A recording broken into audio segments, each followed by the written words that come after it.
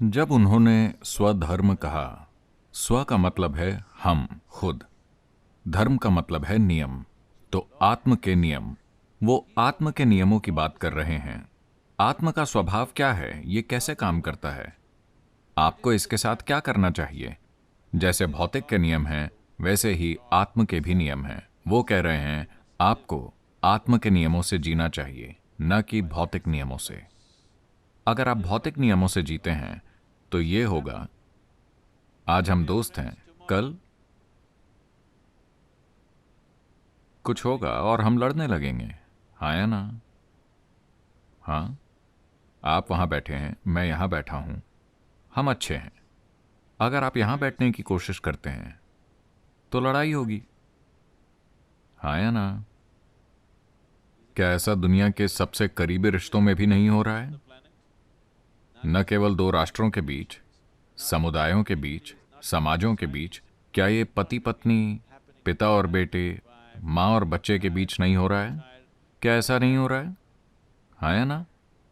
क्योंकि ये भौतिक के नियम हैं कि आप वहां बैठेंगे, मैं यहां बैठूंगा, कभी कभार मैं वहां आऊंगा, हम ये करेंगे, अगर हम चाहें तो हम गले लगेंगे। लेकिन अगर मैं आपके सिर पर बैठूं या आप मेरे सिर पर बैठें तो ये काम नहीं करेगा। हाँ या ना? अब बार बार एक मक्खी यहां आकर बैठती है। शुरू में वो सिर्फ यहां बैठी, कुछ समय बाद वो काटने लगी, फिर चुक। हाँ या ना? शायद आप उसे पकड़ ना पाए, लेकिन आप उसे पकड़ना चाहते हैं, है ना? तो भौतिक की यही प्रकृति है। तो कृष्ण कह रहे हैं कि अगर आप भौतिक के नियमों से चलते हैं, अर्जुन शोक प्रकट कर रहे हैं, मैं अपने भाई को कैसे मार सकता हूं, मैं अपने दादा को कैसे मार सकता हूं, अपने गुरु को कैसे मार सकता हूं, क्योंकि इस युद्ध में वो दूसरी तरफ हैं। तो कृष्ण कह रहे हैं, देखिए, अगर आप भौतिक के नियमों से चलते हैं तो आपको मारना होगा। वो दूर रहे, आप दूर रहे, कोई समस्या नहीं। अब हमारे रास्ते टकरा गए हैं, अब इससे बचा नहीं जा सकता। आज नहीं तो कल आपको मारना ही होगा। तो मारने का पल आ गया है, आप इसे रोक नहीं सकते। यह आपकी पसंद या उनकी पसंद नहीं है।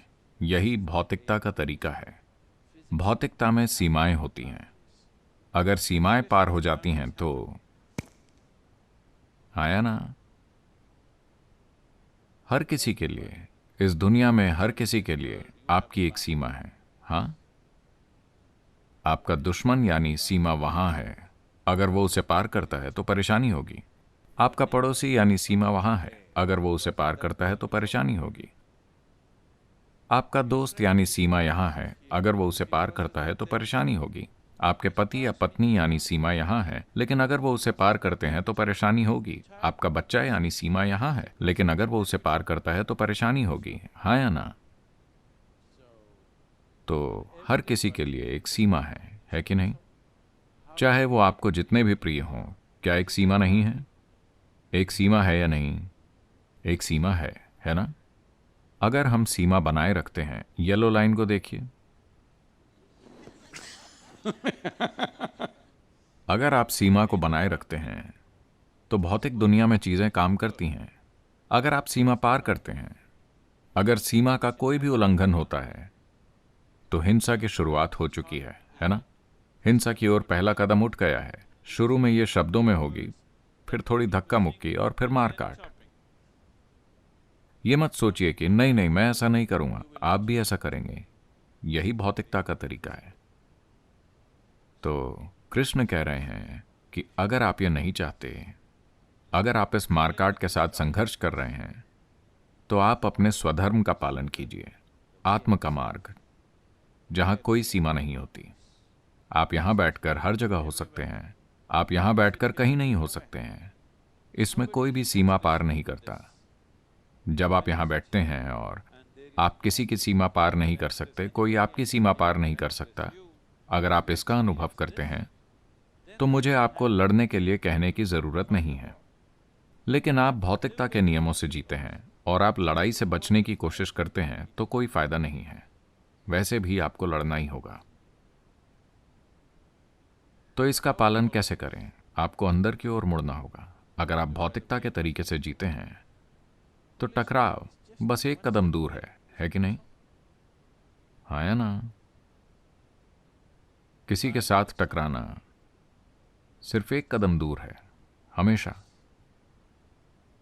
आपको इससे बचना होगा। आप हर समय बच रहे हैं, है ना? अगर आप नहीं बचते तो आप किसी न किसी के साथ यूं टकरा ही जाएंगे।